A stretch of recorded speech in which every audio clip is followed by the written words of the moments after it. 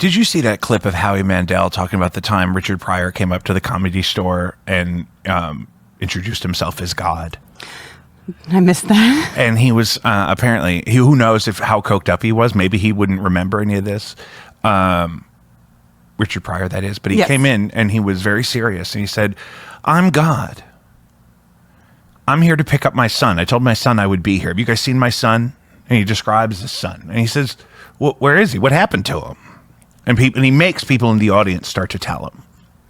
And then he starts asking for the people that a lot of whom were crucified thereafter, right? His friends and whatnot. And he goes down a list of tons of people throughout history. And he goes, okay, all right. What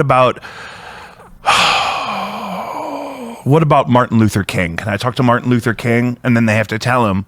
He makes people in the audience admit what society did to these people. And he says, what about Kennedy? What about his brother? You know what I mean?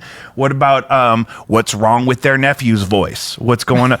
He didn't say that. This was before then. And it's called spasmodic dysphonia. It's very serious. Sounds lovely. And he stops after he goes on this tirade of asking everybody what happened to all these nice people throughout history.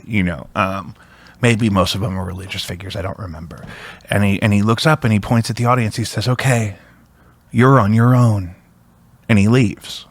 I would love if he didn't remember any of that because he was full of cocaine.